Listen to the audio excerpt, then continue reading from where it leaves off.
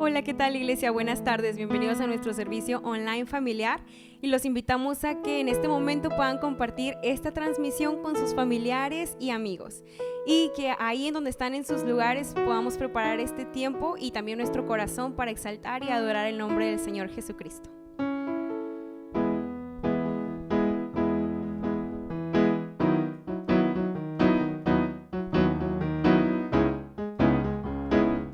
Vamos juntos a cantar.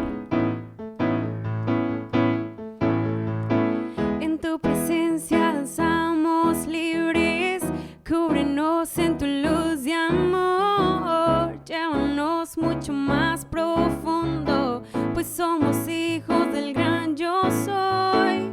Oh Dios, siempre con nosotros, susurrando restauración, haz de nuestro ser tu morada, tuyo somos, tu iglesia clama hoy, abre los cielos con poder, enaltecido eres Dios, rompe tinieblas, brilla en gloria.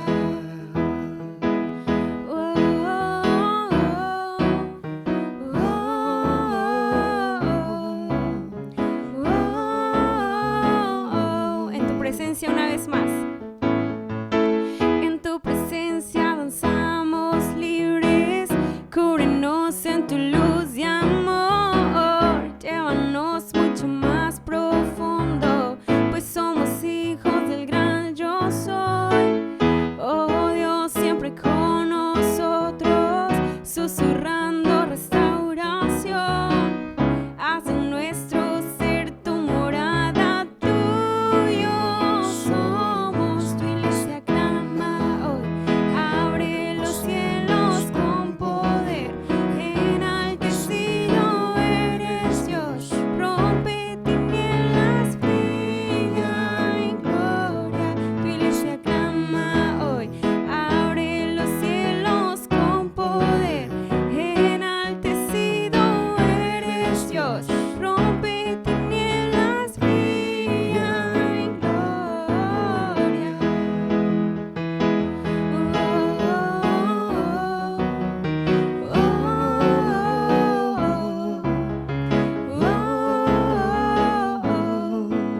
Tú eres rey, por siempre rey, sobre la creación.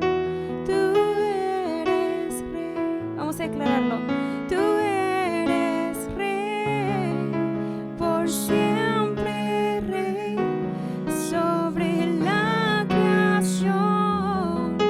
Tú eres rey. Tú eres rey, por siempre rey, sobre la creación. Tú eres rey. Tú eres rey, por siempre rey, sobre la creación. Tú eres rey. Tú eres rey, por siempre rey, sobre la creación. Tú eres rey.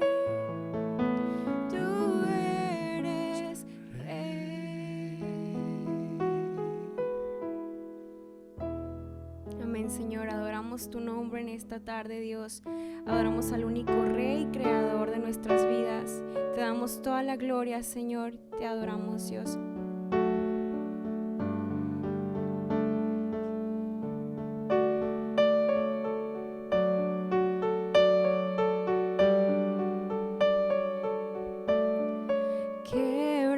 Quebrantado fuiste, oh Jesús, por mi rebelión.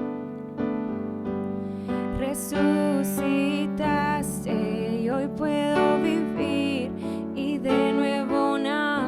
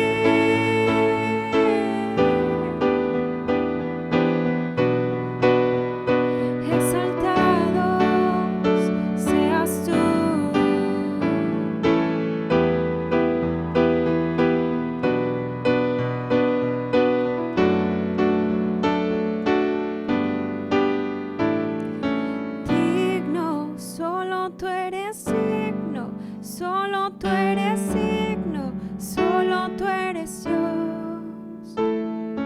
Digno, solo tú eres digno, solo tú eres digno, solo tú eres Dios.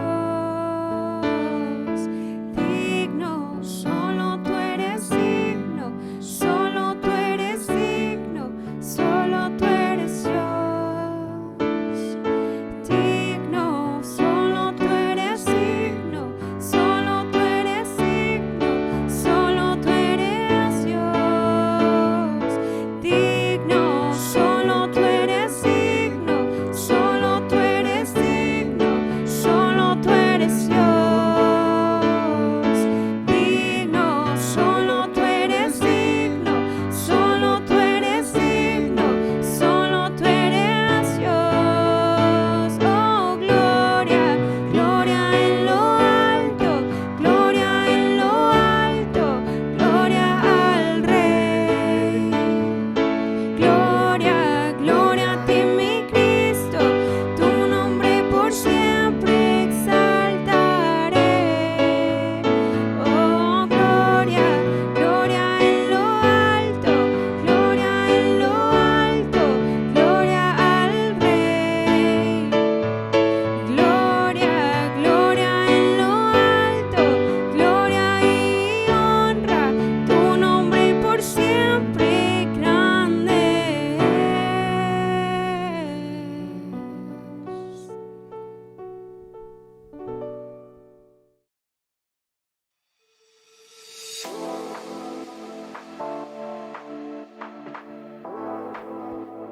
Hola Iglesia, tenemos unos anuncios importantes para ti. Primeramente tenemos preparado algo especial para los jóvenes. El día viernes 25 de junio a las 7 p.m. tendremos nuestra primera Movie Night del año. Te animamos a que vengas e invites amigos, será una noche especial. Le recordamos también de la importancia de integrarse y pertenecer a un grupo con visión o grupo en hogar en nuestra iglesia. Tenemos para damas, varones, matrimonios y jóvenes. Para más información consulta nuestra página web y ubica a los líderes del grupo en hogar de tu interés. Finalmente les recordamos que seguimos contando con nuestros devocionales para adultos, jóvenes y niños. Preparemos nuestro corazón con el estudio diario de la palabra. Gracias por tu atención y que Dios te bendiga.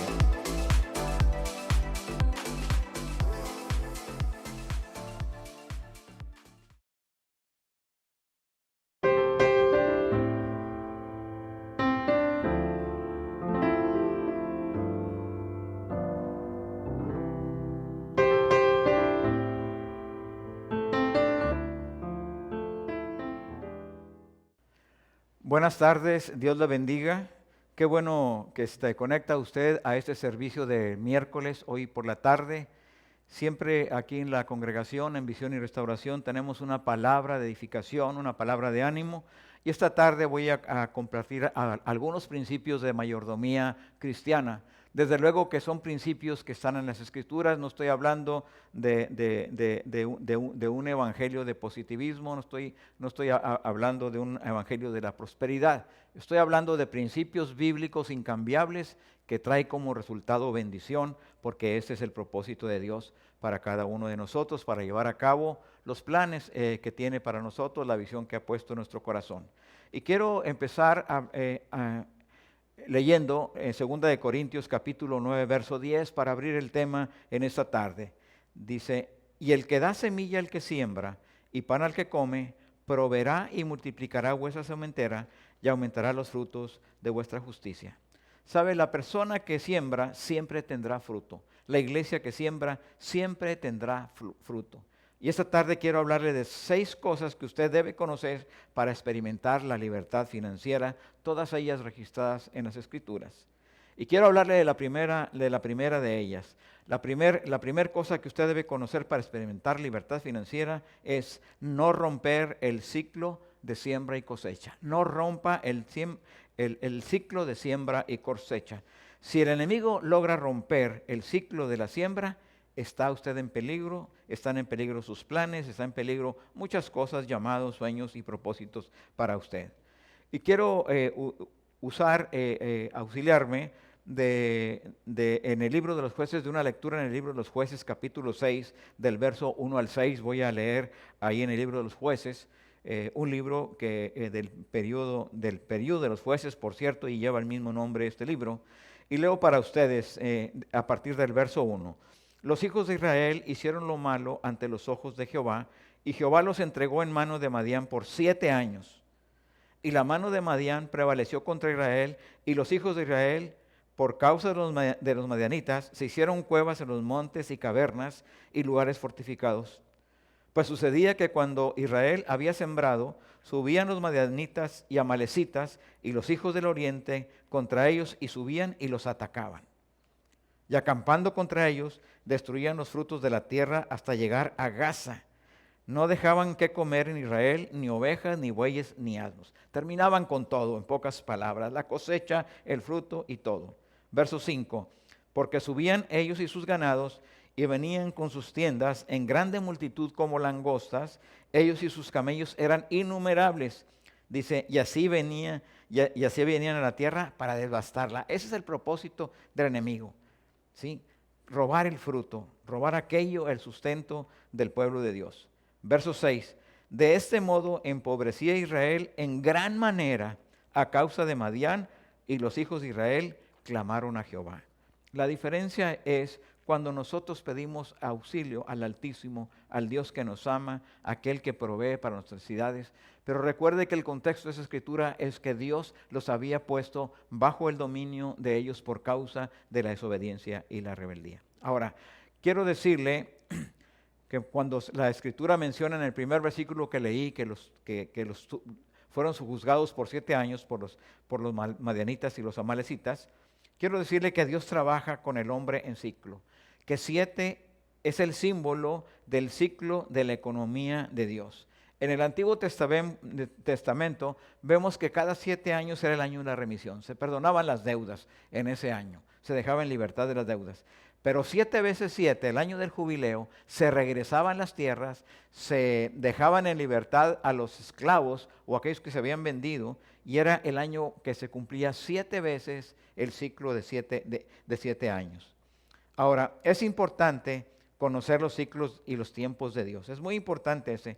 Lo queremos ya, y lo queremos pronto, y no entendemos que Dios trabaja en estos tiempos, en estos ciclos, ¿sí? Hay tiempos de acciones y tiempo de espera. Ahora, en el libro de los jueces, quiero recordarle que Dios levantó un líder que hizo el cambio. Ese líder se llamó Gedeón, que en el libro de jueces, en capítulo 6, verso 32, vemos que él destruyó los altares de los Baales y de Acera, y las imágenes de Acera los destruyó, y que esto empezó a traer una liberación y una sanidad en las finanzas o en el actuar de Dios hacia el pueblo, y en la ayuda de Dios hacia el pueblo de Israel. Ahora, de paso le digo que a partir de ese momento le llaman a Gedeón, le llaman Jeroboal, cambian el nombre, le llamaron de ahí en adelante, el pueblo le llamó Jeroboal, que quiere decir, el pueblo quería ir contra Gedeón, pero la gente dijo, pues si están tan ofendidos los Baales, pues que los Baales contiendan y peleen contra Gedeón. Y eso es lo que quiere decir Jeroboal, contienda Baal con él. Ahora, el devorador roba el fruto y destruye la siembra. No solamente roba el fruto, destruye la siembra. El enemigo le quiere sacar del campo de trabajo. No se salga de la tierra que el Señor le entregó. Si interrumpe el ciclo, estará peligro. ¿Cómo va a pelear contra él? Malaquías capítulo 3 nos da una promesa en el contexto del diezmo y la ofrenda. Dice Malaquías 3:11 que él reprenderá por nosotros al devorador, y que no nos va a destruir el fruto de la tierra ni el fruto de la vid, y en el campo será estéril, dice Jehová de los ejércitos, y lo habla como en el nombre del Jehová, en la posición del Dios de guerra, Jehová de los ejércitos. Así es de que ahora quiero hablarle también en el libro de Jueces, cuál es el cambio que hace una ofrenda, o sea, cuál es el efecto de una ofrenda. Y para esto leo Jueces capítulo 6, versos 16 al 18. Dice ahí la escritura: Jehová le dijo, ciertamente yo estaré contigo y derrotarás a los madianitas como a un solo hombre. Recuerde que le dije que parecían una plaga, que parecían langostas, que eran innumerables. Pero en Dios le dice, yo voy a estar contigo y lo vas a derrotar como si fuera un solo hombre. Y él respondió, yo te ruego, o sea, Gedeón, yo te ruego que si he hallado gracia delante de ti, me dé señal de que tú has hablado conmigo. ¿Sí? ¿Sí? Te ruego que no te vayas de aquí hasta que vuelva a ti y saque mi ofrenda y la ponga delante de ti. Y él respondió, yo esperaré hasta que vuelvas. Fíjese cómo la ofrenda tiene una protección, cómo detiene la actividad destructiva del enemigo, de acuerdo a estos versículos. Y saben que la Biblia dice en el libro de Hebreos capítulo 11, en el verso 4, dice que Abel, desde el principio, desde el Edén, dice que Abel, ofreció un más excelente, mejor ejercicio y dio testimonio de su fe, por lo cual dio testimonio de agradar a Dios. Y dice que aún muerto Abel, dice que la ofrenda habla por él. Fíjese lo importante que es la siembra, ¿sí? Ahora, quiero que, así es de que hoy en esta tarde yo le digo, no permita que se interrumpa el ciclo de siembra y cosecha. Eso es importante, es el primer punto. Dice, que no se cierre ese ciclo de siembra y cosecha sin que usted ponga una semilla en la medida que sea posible. No, ¿por qué? Porque si se interrumpe el ciclo, como le he estado reiterando, corre en peligro la preservación, corre en peligro el sustento del tiempo futuro. Ahora, la segunda cosa que usted debe de aprender para experimentar una libertad financiera es busque la buena tierra. ¿Sabe? Sembradores exitosos reconocen la buena tierra. Definitivamente, físicamente hay buena tierra y también hay tierra inadecuada para sembrar, eso es un hecho.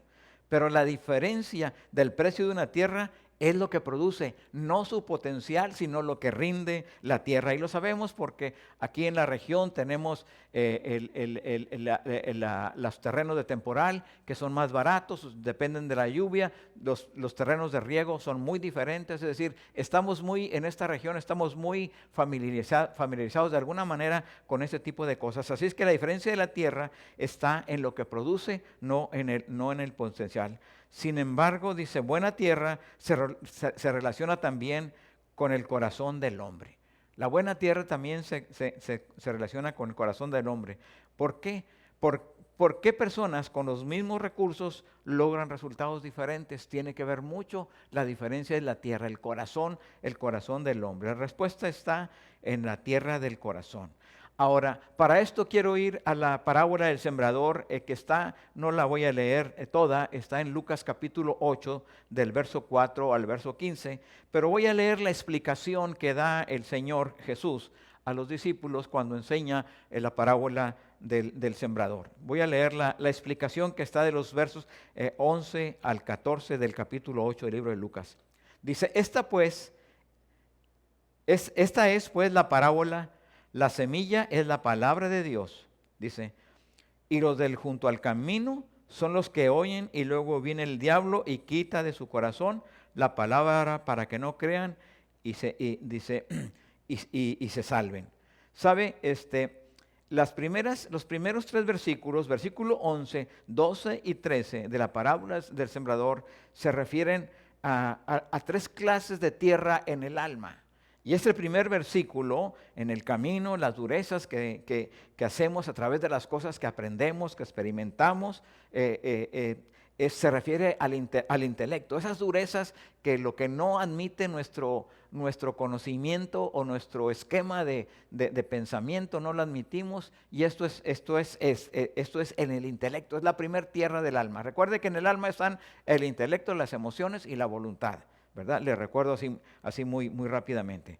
Ahora, en el verso 13 dice, Los de sobre piedra, es decir, los que sembraron sobre piedra, son los que habiendo oído reciben la palabra con gozo, pero esos no tienen raíces, crecen en algún tiempo y en el tiempo de la prueba, dice, se apartan. Esto habla de las emociones. A veces se recibe la palabra, a veces tenemos un proyecto también que nos entusiasma, que va a traer proyección, pero pronto nos desanimamos por alguna cosa que vemos, es decir, no profundizamos en el proyecto, no persistimos, no prevalecemos, no nos sostenemos en esa visión.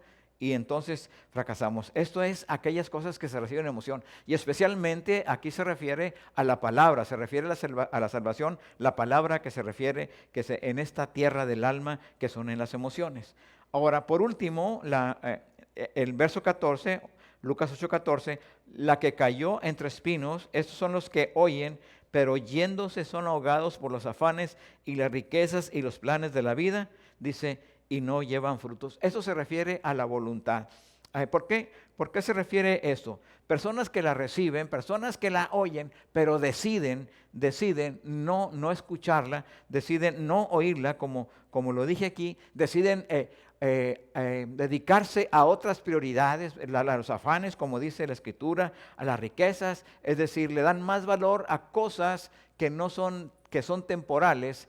Y sabemos que la Biblia dice que nosotros busquemos en Mateo 6:33 primeramente el reino de Dios y su justicia, y las demás cosas son dadas por añadidura. Pero cuando nosotros nos enfocamos en la añadidura, pues podemos perder lo más importante, que es el reino de Dios, ¿sí? El reino de Dios. Y esto nos enseña esta parábola del sembrador en esa explicación que da el Señor. Pero por último, en el verso 15 viene una tierra diferente. Ya no es en el alma, ya no es en el intelecto, ya no es en las emociones, ya no es en la voluntad. Ahora es en el espíritu. Y eso habla Lucas 8:15, la buena tierra, la tierra del espíritu. Dice, mas la que cayó en buena tierra, esos son los que corazón bueno y recto retienen la palabra oída y dan fruto con perseverancia. Recuerde, perseverancia es la clave del fruto. Recuerde que estamos hablando de que Dios funciona en ciclos, que queremos las cosas rápidas, pero Dios funciona en ciclos. Así es de que hay que aprender esto y tenerlo muy en cuenta cuando estamos tras un proyecto de provisión o un proyecto de vida. Así es que el corazón del hombre puede hacer la diferencia, de acuerdo a este versículo, a Lucas 8:15. Puede hacer la diferencia. Le dije que por qué personas que tienen los mismos recursos producen resultados diferentes. Pues la diferencia es esta: el corazón del hombre es la gran diferencia, ¿sí? Ahora, la migración actual hacia el extranjero de profesionistas y empresarios, que hemos visto mucho en tiempos debido a problemas de inseguridad, nos hace esperar dos cosas. Las personas que se están yendo a emprender cosas en otros lugares, personas preparadas o con recursos para invertir, pueden suceder dos cosas de las que le voy a decir. Estas personas pueden lograr el entorno con una cultura emprendedora y de excelencia al lugar donde vayan. O bien pueden adaptarse a las circunstancias y claudicar en los sueños y en los propósitos que lleven al hacer esa migración. Ahora, por lo general sucede lo contrario. Por lo general las personas producen ese cambio. Por lo general las personas producen ese cambio. Miren, y lo vemos en el día de hoy en una manera práctica en la tierra de Israel. En la tierra de Israel es una tierra con muy pocos recursos, pero es una tierra ahora bendecida. Es decir, hasta los recursos de la misma agua pero hay el trabajo que han hecho el pueblo judío, los israelitas, el pueblo que ha hecho en el presente, ha transformado esa tierra, por decirlo en una cosa, un desierto en un vergel, y no exageraría en esto. Es decir, cuando hay esa migración, puede suceder esto, pero también puede suceder lo contrario. Adaptarnos al medio y decir claudicar en el sueño, claudicar en el propósito. Pero quiero decirle que sembradores exitosos reconocen la buena tierra. Estamos hablando de busca en la buena tierra, y sembradores exitosos reconocen la buena tierra. Es decir, Las personas que están saliendo del país, cancelando,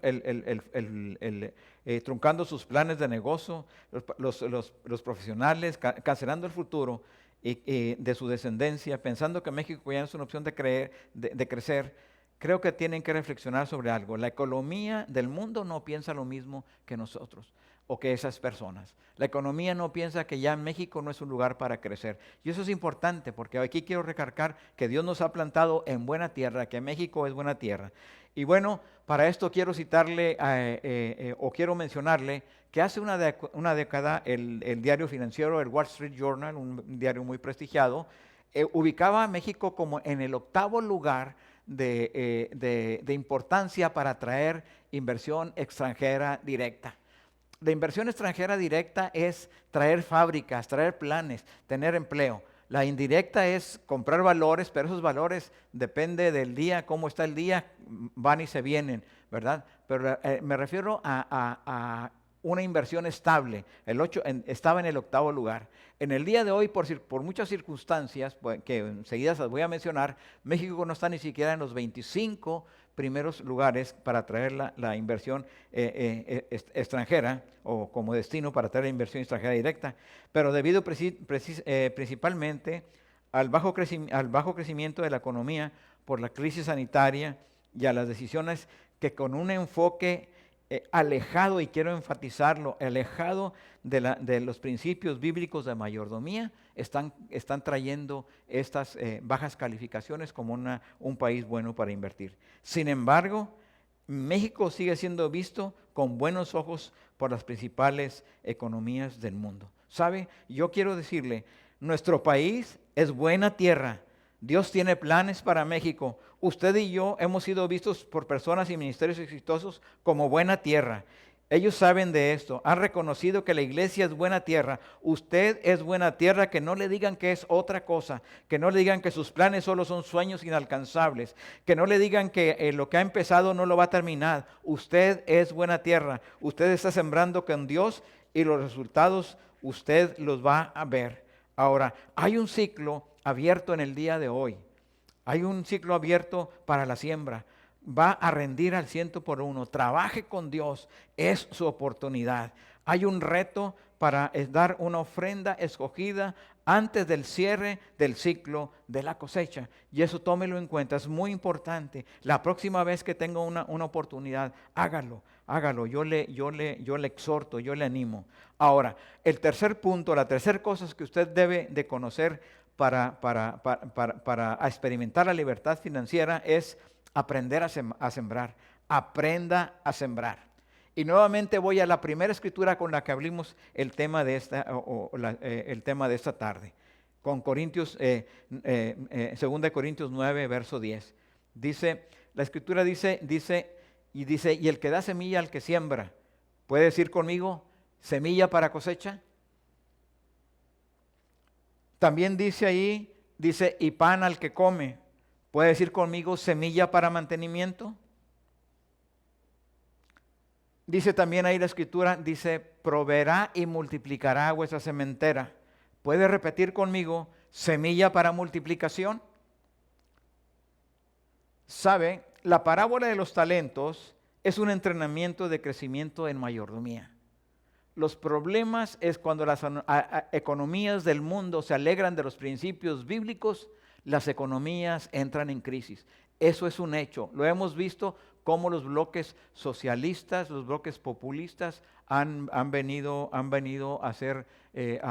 caer, porque se alejan de los principios bíblicos. Y sabe que Mateo, la parábola de los talentos, es un entrenamiento, como le dije, de crecimiento en mayordomía. Mateo 25, del 14 al 30 habla de esto. No lo voy a leer, pero voy a decirle algunas cosas que habla en este grupo de escrituras, o este pasaje en Mateo 25, 14 al 30. Ahí dice que repartió conforme a su capacidad. Es decir, Dios no es humanista. Dice ahí también que retribuyó conforme a sus resultados. Dios no es socialista, ni la economía del reino es socialista. Reprendió el temor del que creía conocer al Señor. La economía de Dios no es religiosa, Dios no es religioso, ¿sí? Dice, propició la oportunidad de participar al de poca capacidad esperando un rendimiento mínimo. O sea, los intereses del banco. Ahora, juzgó en orden de lo confiado. Primero al de 5 talentos, luego al de 2 talentos y finalmente al de 1 talento. Pero ¿sabe qué? Al que falló lo llamó malo, negligente e inútil. ¿Qué calificación más dura para aquellos que creen conocer a Dios, pero no practican los principios de Dios y no caminan en la fe a la que Dios nos está invitando a crecer? Discierna la enseñanza de los sembradores exitosos. Es importante. Siga a los sembradores experimentados. Estamos hablando de aprender a sembrar. Y aquí le voy a hablar de 3 ejemplos. Le voy a hablar de un ejemplo de Abraham y Lot. Le voy a hablar un ejemplo de Isaac y Abimelech. Y también le voy a hablar de un ejemplo de Jacob y Labán. Muy rápidamente le voy a comentar para seguir el ejemplo de los sembradores exitosos. Y para esto voy a leer en el libro de Génesis capítulo 13 del verso 5 al 11 está esa escritura, pero voy a leer unos cuantos versículos salteados de este grupo de esta serie de versículos. Génesis 13:6 dice, y la tierra no era suficiente para que habitasen juntos, pues sus posiciones eran muchas y no podían morar en un mismo lugar. Imagínense la manera como Dios había bendecido a Abraham. Ni siquiera la tierra los podía sostener, dice ahí en esos versículos. Dice que no, entonces tenían que separarse, se estaban peleando ahí los mayordomos de Lot, del sobrino Lot, con los mayordomos de Abraham.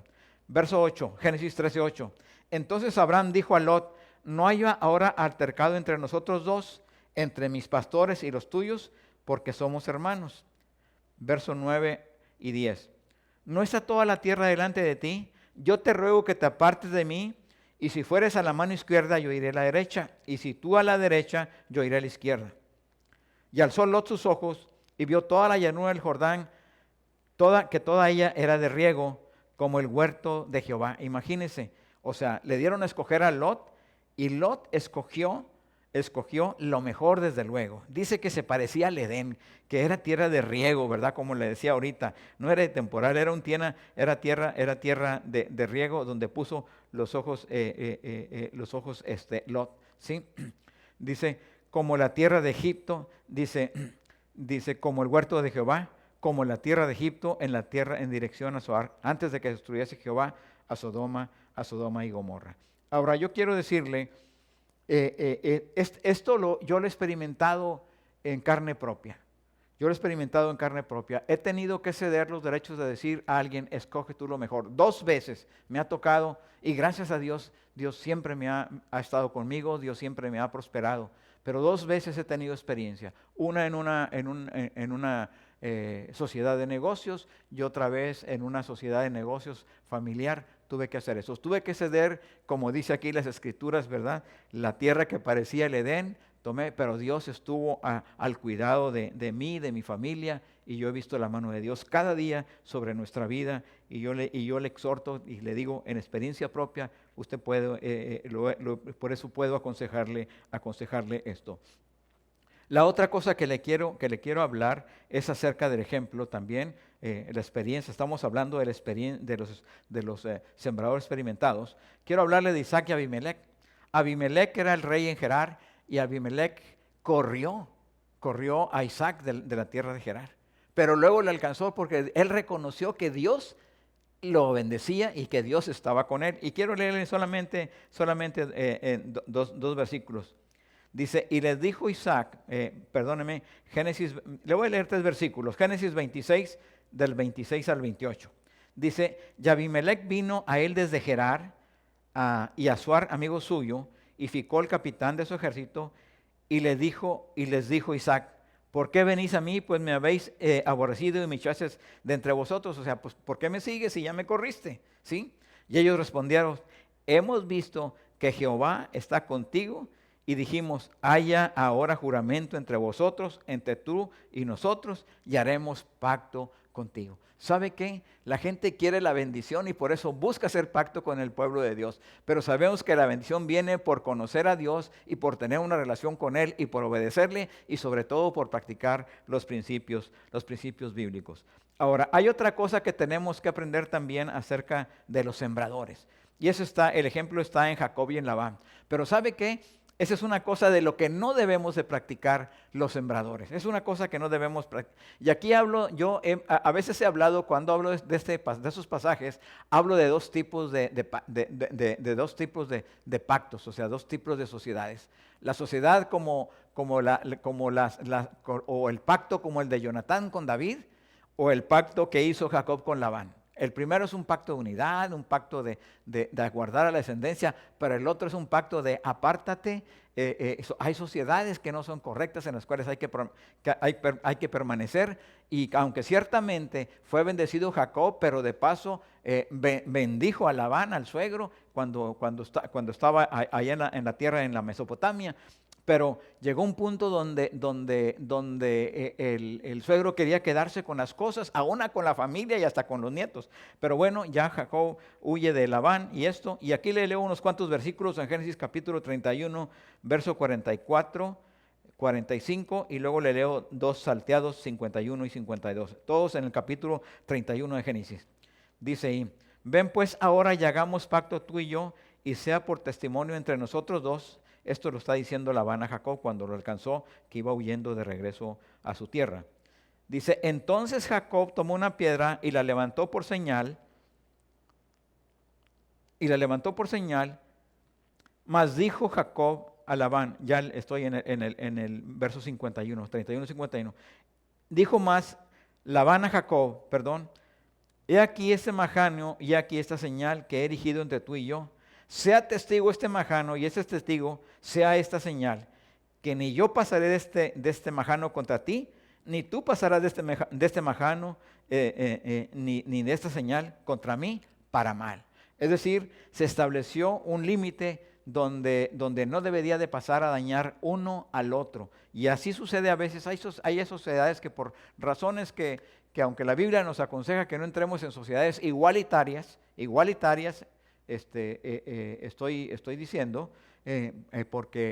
porque Dios aprueba o reprende las decisiones del creyente. Entonces, por eso el creyente nunca debe estar en una asociación igualitaria. Tiene que estar en mayordomía si tiene que tener una sociedad. Pero bueno, aquí habla exactamente de eso. Hay que tener cuidado con no tener asociaciones con personas que puedan arrastrarlos a principios que no sean de Dios, o personas que no obedecen o no reconocen a Dios como su Señor y Salvador. Y esto lo advierte, es una cosa que tenemos que aprender de los sembradores.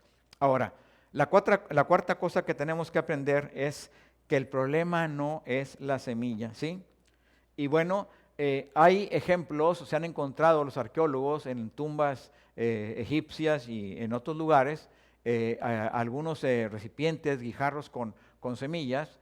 Y a pesar de siglos y siglos de estar ahí enterradas, por decirlo de una manera, esa semilla han podido ponerla en un medio propicio y fructificar. Es decir, ¿por qué? Porque la semilla, aunque pasen miles de años, la semilla tiene la instrucción.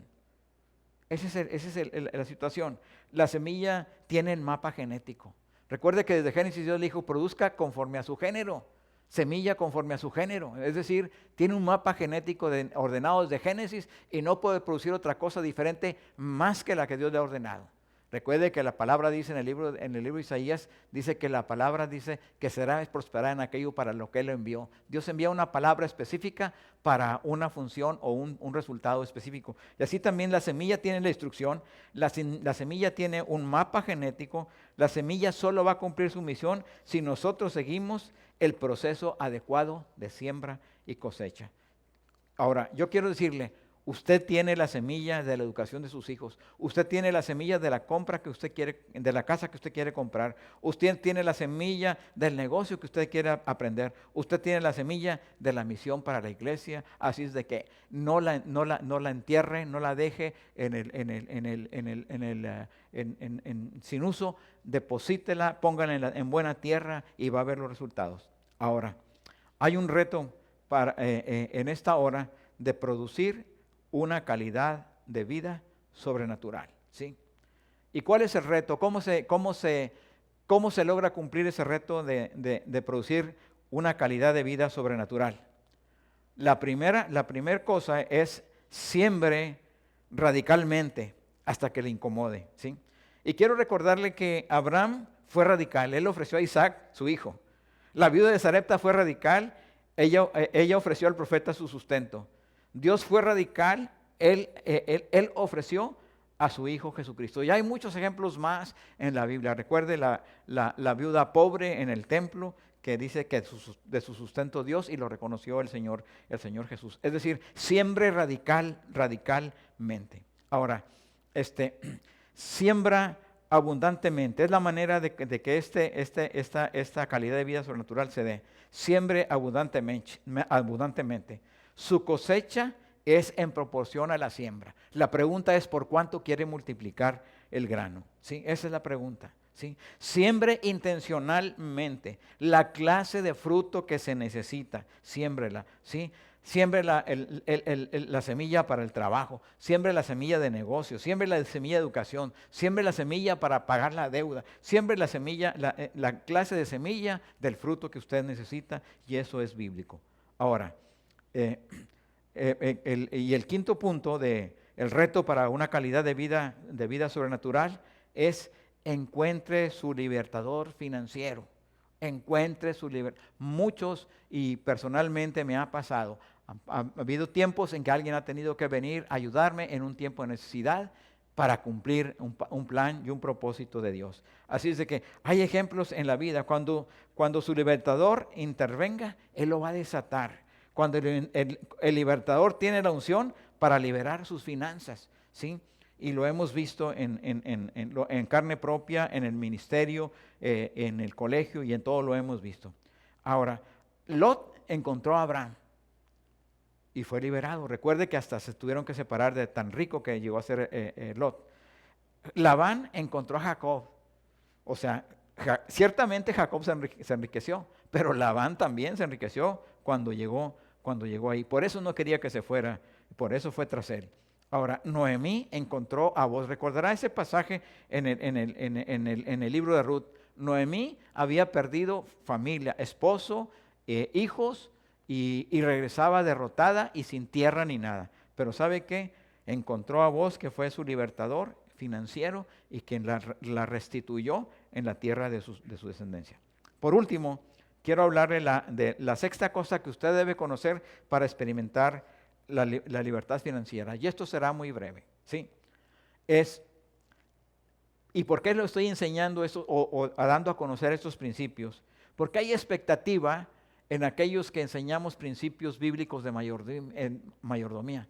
Esperamos que llegue la sanidad a las finanzas, que llegue la sanidad de la economía del hogar. Esperamos ver que la palabra de Dios es prosperada en usted, en su familia, en su negocio, en su trabajo y en todo lo que usted emprenda. Así es que la sexta cosa hablo brevemente acerca de esto.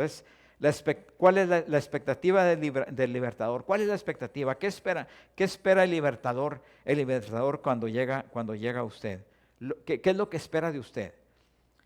Primero que nada, espera a que aprenda a sembrar para la necesidad específica. Y eso ya lo expliqué hace un momento. Espera verle crecer y no disminuir. Espera verle aumentar. Espera ver su potencial desafiado cada vez a un mayor grado, ¿sí? Recuerde que fue un entrenamiento en la parábola de los talentos. Al de 2 le dio 2 más, al de 5 le dio 5 más, ¿sí? Y al de 1 se lo quitó y se lo dio al que ya tenía 10, ¿verdad? Porque hay un desafío cada vez que nosotros damos estos pasos, porque Dios quiere desafiar nuestro potencial de fe, de crecimiento. El libertador espera que termine lo que usted ha empezado, ¿sí? La Biblia habla mucho de eso, de sentarnos a calcular los costos antes de empezar a hacer una torre, no sea que quedemos envergonzados. Eso es lo que espera el libertador de nosotros, y eso es lo que espera los principios, es lo que se espera de aplicar los principios bíblicos de la palabra. Cierro esta meditación, esta enseñanza del día de hoy, con el verso, en el libro de Filipenses, con la escritura en Filipenses 4:17, que dice así. El apóstol Pablo, cuando va por la ofrenda o instruye a levantar una ofrenda, dice lo siguiente en Filipenses 4:17. Dice, no es que busque dádivas, sino que busco fruto que abunde, en vuestra cuenta. Eso es lo que espera el libertador. El libertador no es el banquero que va por los intereses. El libertador espera ver que los principios bíblicos funcionaron en el nivel de obediencia que usted los practicó. Así es de que el libertador no espera dádivas, espera que aplique los principios que le traen como resultado la libertad financiera. El libertador ya es rico, él ya vive la libertad en sus finanzas, y usted también debe de vivirla. Y yo lo exhorto, yo lo reto, lo encomio en esa tarde a que usted pueda experimentar practicando estos principios bíblicos que le he compartido esta tarde en el día de hoy. Quiero orar para terminar esta plática, esta enseñanza el día de hoy. Padre, gracias Señor por cada uno de estos principios. Tu palabra es la misma tú eres el mismo ayer, hoy y por siempre, y cielos y tierra pasan, pero tu palabra queda. Padre, estos principios están en tu palabra, los creemos, Señor. Ayúdanos a aplicarlos en fe y con sabiduría, Señor, no desde un enfoque, Señor, de codicia, no con un enfoque incorrecto, Señor, sino con un enfoque de fe en saber que tu palabra funciona, que trabaja para nosotros, porque tu palabra es viva y eficaz, funciona en nosotros. Te damos gracias, Señor. Yo te doy gracias por aquellos que están escuchando este mensaje, por la iglesia de Visión y Restauración y por aquellos que están conectados en el servicio, pidiéndote una bendición especial para cada uno de ellos en esta tarde, y que algunos de esos principios o todos esos principios sean de bendición para sus vidas, Señor, y traigan una libertad, una sanidad en sus finanzas, en su hogar y en su economía. Todo esto lo oro en el nombre que es sobre todo nombre, en el nombre de Jesús de Nazaret. Y si está de acuerdo conmigo, diga amén, y que así sea, lo recibo. Que Dios lo bendiga.